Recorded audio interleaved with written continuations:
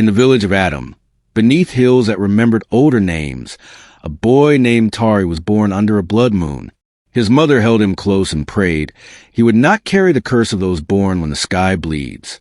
Tari grew up differently from other children. While they played in the dust, he sat watching the sun crawl across the sky, his small fists clenched with impatience. "Why does tomorrow take so long?" he would ask his mother. She would smile sadly and stroke his hair.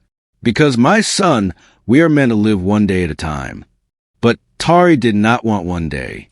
He wanted all of them at once. He wanted to be older, stronger, richer. He wanted to escape the slow prison of childhood. At night, he would press his ear to ground and swear he could hear tomorrow calling his name. The other children thought him strange. His mother thought him restless. But the old women who gathered water at dawn, they knew. They had seen his kind before. Boys who raced ahead of their own shadows. And they always remembered how such stories ended. Tari's father was a farmer named Kofi, a man whose hands knew every secret the earth kept. He could tell you when rain would come by the way ants marched. He could coax yams from tired soil when other men's fields lay bare. The villagers respected him, and Tari loved him with the fierce pride only a son knows. But even strong men are not stronger than sickness. It came during the dry season when the sun beat down like a punishment. Kofi collapsed in the field, his body folding like cloth. Tari ran to him, screaming his name, but his father's eyes had rolled back, showing only white. They carried him home on a wooden board. The village healer came, pressed her ear to his chest, and shook her head slowly. "His spirit is wandering," she said. "It needs medicine from the city, medicine that costs more than most men earn in a year." Tari's mother wept quietly in the corner. Tari stood frozen, his heart hammering. The harvest had been poor. Their savings were nothing. He looked at his father's gray face and felt something crack inside him.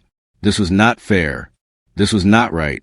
Tomorrow was supposed to bring hope, but tomorrow kept hiding behind today.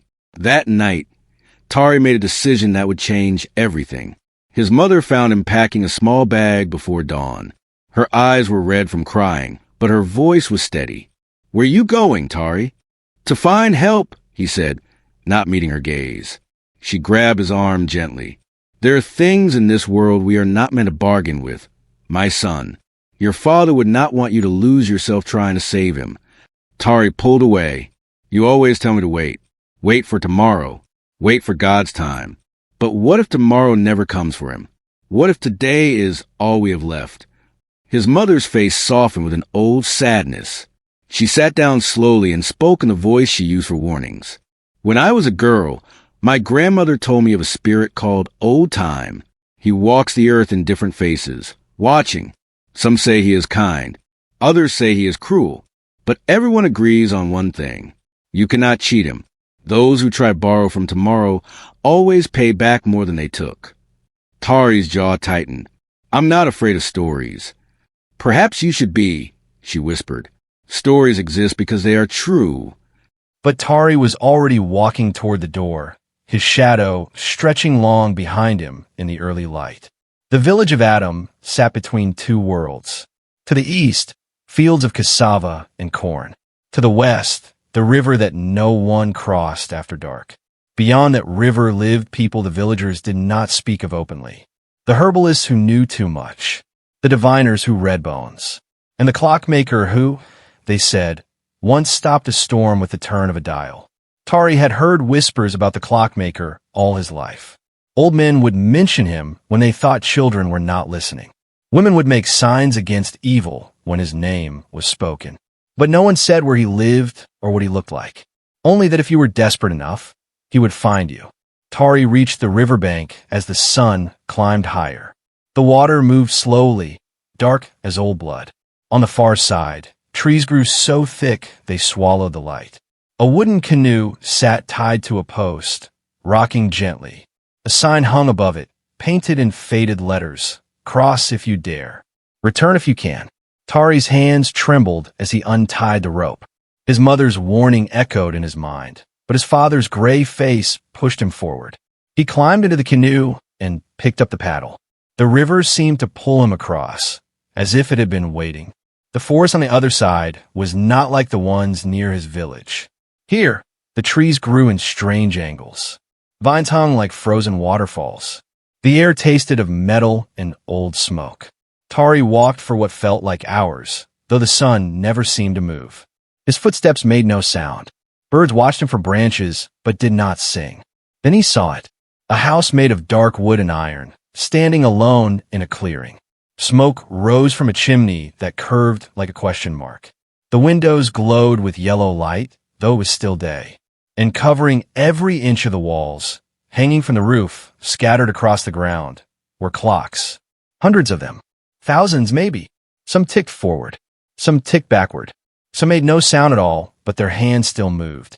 Tari's heart raced as he approached the door.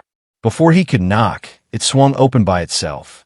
Inside, the ticking was so loud it felt like standing inside a giant heartbeat. "Come in, Tari," a voice called from somewhere deep within. "I've been expecting you." Tari froze. How did this person know his name? He had told no one where he was going. But desperation is stronger than fear. He stepped inside, and the door closed softly behind him. The inside of the house was impossible. The room stretched farther than the walls should allow. Clocks covered every surface, floor to ceiling, each one different. Some were made of gold, others of bone. One clock had no numbers, only symbols Tari did not recognize. Another had 3 hands that moved in circles around each other like dancers. The ticking surrounded him, pressed against his ears, filled his head until he could barely think. At the center of the room sat a man, or something that looked like a man. His skin was pale as moonlight, smooth as a child's, but his eyes were ancient. He wore a black coat with too many buttons and held a cup of tea that never seemed to cool. When he smiled, it did not reach those old eyes. "Sit, boy," the man said, gesturing to a chair that had not been there a moment before. Tari sat, his legs weak. "Are you the clockmaker?" "I am many things," the man replied. "But yes, I make clocks. I fix them. I understand them. More importantly, I understand time itself. And you, Tari, have come because you wish to change it." Tari's throat was dry. "My father is dying. I need more time to save him." The clockmaker set down his tea and leaned forward. "Time is not something you need, boy. It is something you spend. The question is, are you willing to pay the price?" The clockmaker stood and walked to a shelf. His movements were too smooth, as if he glided rather than walked. He ran his fingers across dozens of clocks until he found one. It was small, silver, and fit perfectly in his palm. The face had only one hand, and instead of numbers, there were symbols that seemed to shift when Tari looked directly at them. "This," the clockmaker said, holding it up to the light, "is not an ordinary timepiece. It does not measure time. It controls it. Turn the dial to the right, and the world around you will pause. The sun will stop. People will freeze. You will move through a day that does not count, a day that exists between yesterday and tomorrow." Tari's heart was hammered. "You mean I could have more time? Time that no one else uses?" "Precisely," the clockmaker said, his smile widening. "One extra day, enough to earn money, to find medicine, to save your father. A gift, really, a chance to fix what life has broken." Tari reached for the watch, but the clockmaker pulled it back. "Ah, but nothing is free, boy. Every second you borrow must be repaid. The watch will take something from you in return. What that is, I cannot say. Time decides on its own." "I don't care," Tari said quickly. "My father is dying now. Whatever the price, I'll pay it later." The clockmaker's ancient eyes studied him. "Later always comes sooner than you think." The clockmaker placed the silver watch in Tari's trembling hand. It was heavier than it looked, and warm, as if it had been resting against someone's heart. The moment his fingers closed around it, Tari felt something shift inside him. A whisper at the edge of his thoughts. A pull toward something he could not name. "Listen carefully," the clockmaker said, his voice suddenly sharp. "You may turn the dial once. Only once. When you do, the world will pause for 24 hours. You will move freely while everything else remains frozen. Use this time wisely. When the watch's hand completes its circle, the pause will end, and tomorrow will come to collect what you borrowed." Tari nodded, barely hearing the warning. His mind was already racing with plans. He could steal from the merchant who hoarded gold. He could take medicine from the city clinic. He could do in one secret day what would take a lifetime to earn honestly. One more thing, the clockmaker added, his voice dropping to a whisper. Do not try to turn the dial again. Do not try to bargain for more time. And most importantly, do not forget, time always remembers. What you take from it, it will take from you. Tari barely listened. He shoved the watch into his pocket and ran toward the door. Behind him, the clockmaker's laughter echoed through the house of clocks, soft and sad, like a funeral bell. Tari burst out of the house and ran back through the forest. The trees seemed to lean away from him now, as if they knew what he carried. He reached the river, threw himself into the canoe, and paddled frantically across. His heart pounded with excitement and terror. When he reached his village, the sun was setting. His mother stood in the doorway, her face tight with worry. Tari, where have you been? Your father's breathing is worse. The healer says he may not last the night. Tari pushed past her and knelt beside his father's mat. Kofi's chest barely moved. His lips were gray. Tari's hand shook as he pulled out the silver watch. This was it. This was the moment that would change everything. I'm going to save you, Papa, he whispered. His mother saw the watch and gasped. Tari, what have you done? Where did you get that? But Tari did not answer. He gripped the watch tightly, found the dial on its side, and turned it to the right. There was a soft click, then silence. Not the silence of a quiet room, but the silence of a world holding its breath. Tari looked up. His mother stood frozen, her hand reaching toward him, her mouth open midward. A fly hung in the air, motionless. Outside, birds floated like stones in the sky. The sun stopped moving. Everything stopped. Everything except Tari. Tari stood slowly, his legs weak with wonder and fear. He walked outside and saw his village frozen like a painting. His neighbor stood at the well, water pouring from her bucket, but not moving, a solid stream of crystal hanging in the air. Children were caught mid-run, their feet above the ground, their faces locked in laughter. Smoke from cooking fires hung in twisted shapes, unmoving. It was the most beautiful and terrible thing Tari had ever seen. He was alone in a world of statues, the only living thing in a dead moment. He wanted to scream, but his voice felt too loud, too wrong. Instead, he ran. He ran through the village toward the road that led to the city. His father needed medicine. He had one day, one stolen day. He would not waste it. The city was 3 hours away by foot, but Tari ran without tiring. His body felt lighter, as if the borrowed time made him stronger. He reached the city gates and stopped, panting not from exhaustion, but from excitement. The city was frozen too. Market stalls full of goods, money in people's hands, doors left open. Everything available. Everything unguarded. Tari's conscience whispered a warning, but he silenced it. This was not stealing. This was survival. His father's life was worth more than rules. He stepped into the market and began taking what he needed. Tari moved through the frozen city like a ghost. He took money from merchant stalls, careful to leave no trace. He found the clinic and searched until he discovered the medicine his father needed, small glass bottles with labels he could barely read. He stuffed them into his bag along with food, cloth, and a small pouch of gold coins. With each theft, a strange feeling grew in his chest. Not guilt exactly, but something heavier. Wrongness. As if the world itself was watching him, taking notes, remembering every choice. The watch in his pocket grew warmer. He pulled it out and saw that the single hand had barely moved. He still had so much time left. Tari walked through frozen streets, past frozen people, and felt more alone than he ever had. He passed a woman reaching for her child, a man laughing at a joke he would never finish, an old woman praying, her hands clasped, her lips frozen midward. Were they aware? Could they feel him moving through their paused world? Or were they simply gone, erased until time returned? He shook off the thought and kept moving. By the time he returned to his village, his bag was heavy with stolen goods. He entered his house and carefully placed the medicine beside his father's mat. His mother still stood frozen, her face locked in worry. Tari touched her hand. It was warm but unyielding, like stone wrapped in skin. The stolen day stretched on. Tari used the time to prepare his father's treatment. He mixed the medicine according to the instructions, arranged everything perfectly.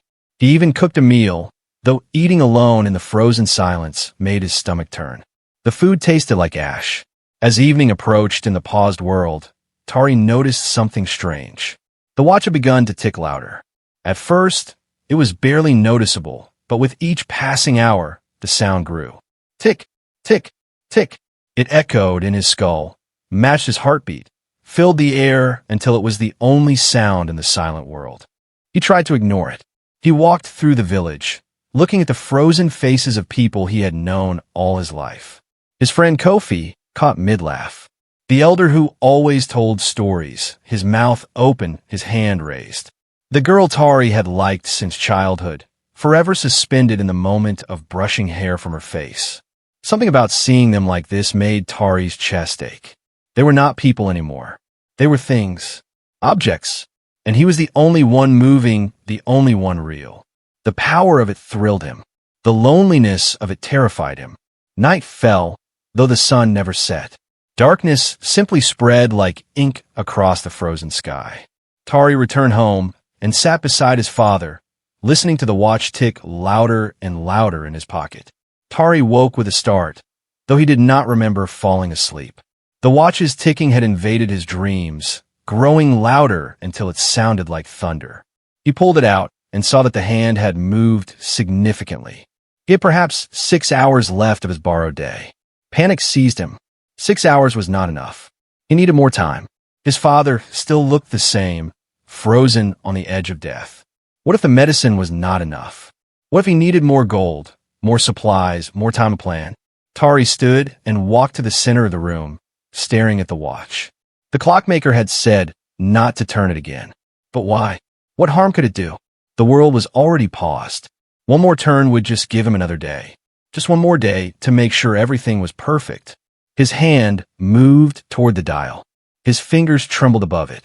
The watch seemed to pulse in his palm, warm and alive. The ticking grew so loud it felt like his skull would crack. Turn it, a voice whispered in his mind. You deserve more time. You've earned it. But another voice, quieter, spoke too. His mother's voice. Time always remembers. Tari's hand froze.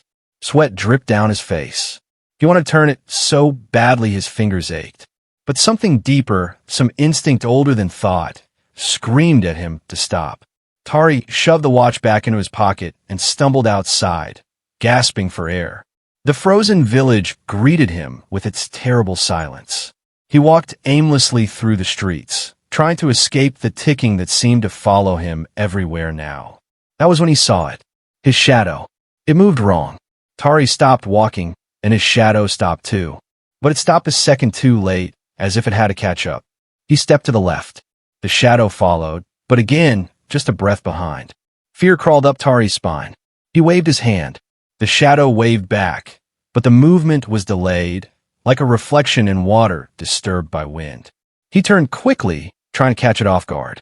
The shadow turned too, but for just a moment Tari saw it. The shadow's face. It was looking at him, staring, with eyes that should not exist. Tari ran. He ran back to his house and slammed the door shut. But when he looked down, his shadow stretched across the floor, and again, it moved just a fraction too slow. What was happening to him? Was this the price the clockmaker had warned about? The watch ticked louder. 3 hours left.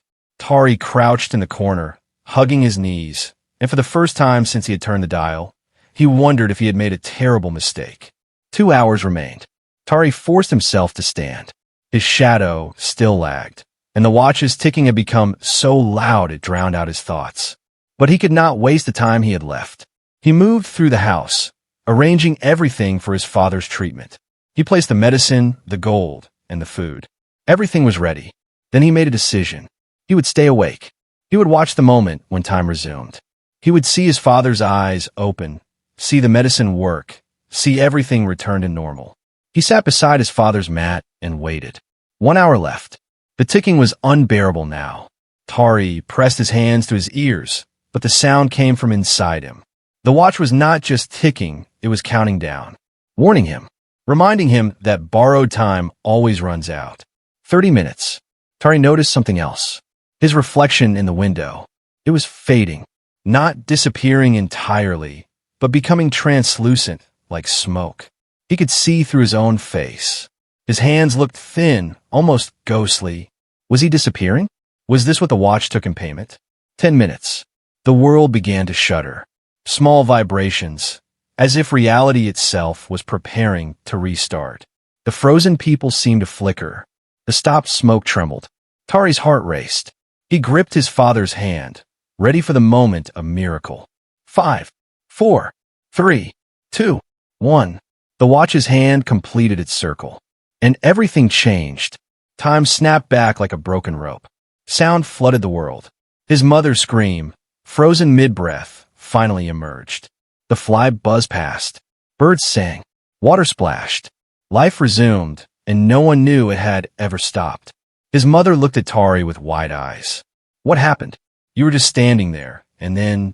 Did you move? I saved him, Tari said, pointing to the medicine beside his father.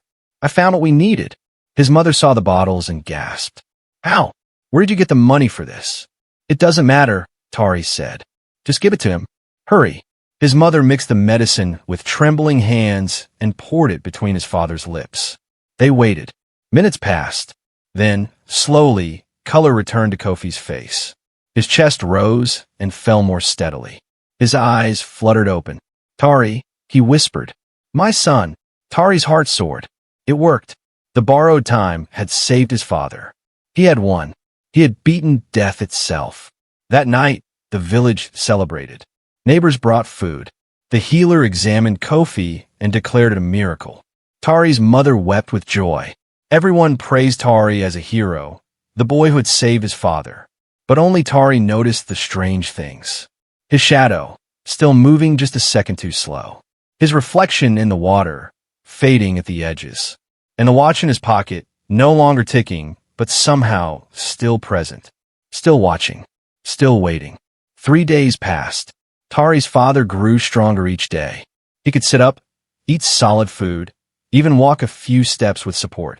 The village called it a blessing from God. Tari's mother finally smiled again. Everything seemed perfect, but Tari knew better. His shadow grew worse. Now it did not just lag behind his movements, it sometimes moved on its own. Once, while standing still, Tari saw his shadow raise its hand and wave at nothing. Another time, his shadow's mouth opened and closed, as if speaking words Tari could not hear. His reflection had almost vanished. When he looked in water or glass, he saw only a faint outline, a ghost of himself. Mirrors showed him clearer, but even there, his image seemed wrong. Older, tired, as if years had passed in days. And there were other things, small things. The gold he had stolen began to tarnish overnight. The cloth he had taken developed holes. Food spoiled faster in his presence. Plants seemed to wilt when his shadow touched them. Worst of all, his father began to change. Kofi's body healed, but something was missing. His eyes, once warm and full of life, now stared at nothing. He smiled when expected, spoke when spoken to, but it was like watching someone pretend to be alive. As if the medicine had healed his body but left his soul behind in that frozen moment. On the 7th day, Tari woke to find his father sitting outside, staring at the sunrise. Tari joined him, and for a long moment, they sat in silence. Papa, are you feeling better? Tari asked. Kofi turned to him slowly. His eyes were empty. I had a dream, he said.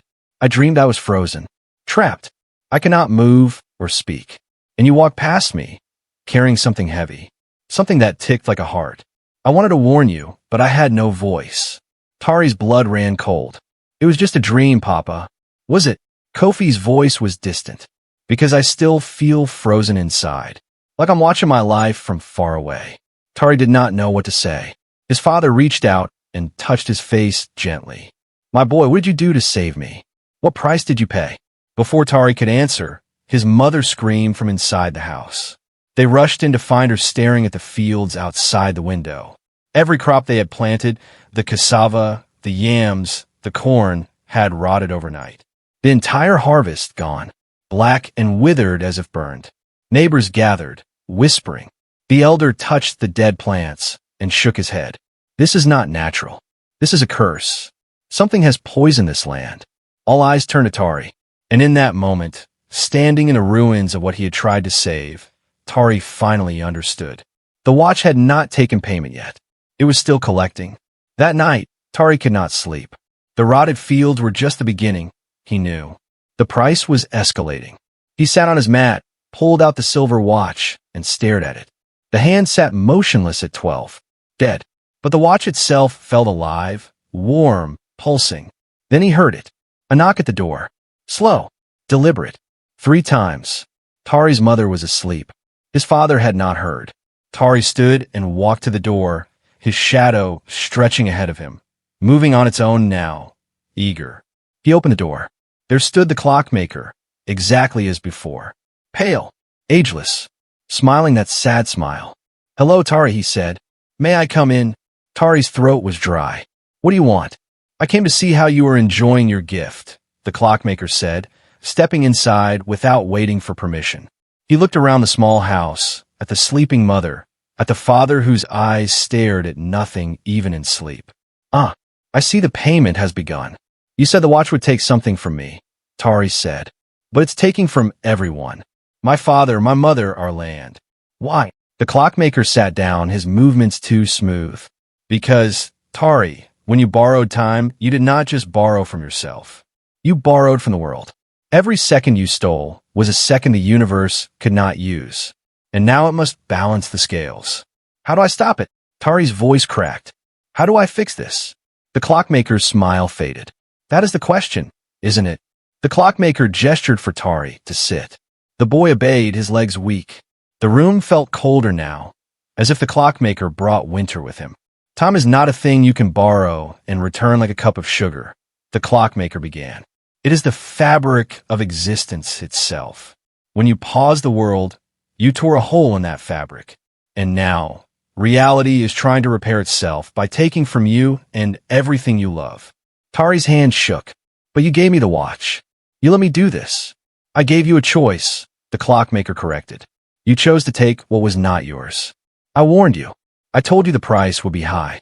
But you were so desperate, so certain that tomorrow could wait, that you did not listen. Then tell me how to make it right. Tari shouted, tears streaming down his face.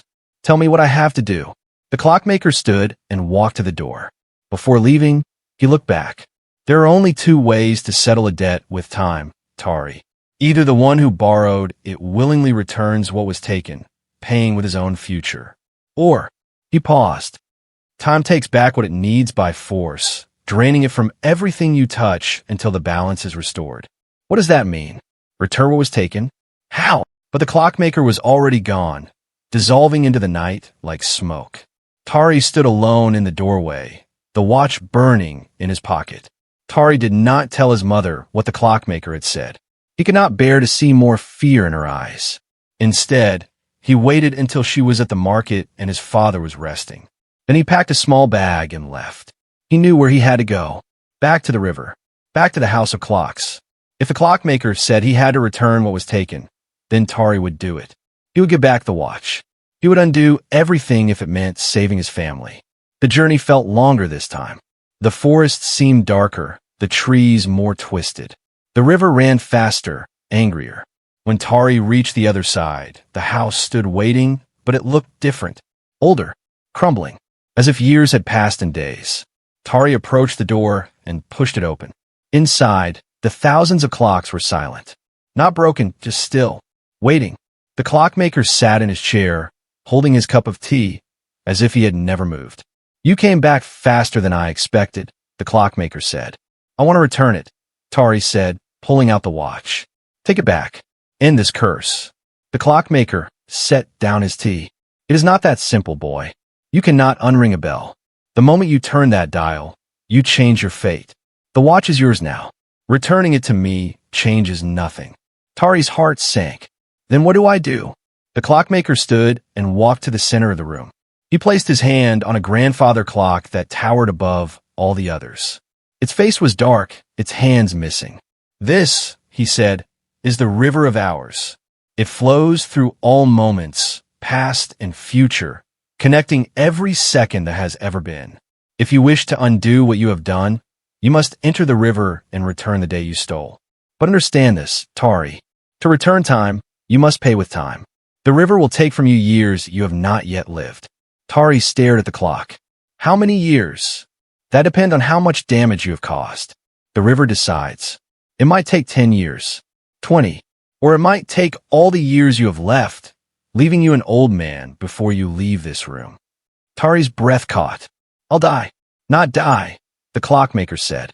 But you will lose your youth, your future, your tomorrow. You will age instantly, giving back what you borrowed by sacrificing what you have not yet spent. Tari looked down at his hands. Young hands. Smooth hands. He thought of his mother, his father, the village.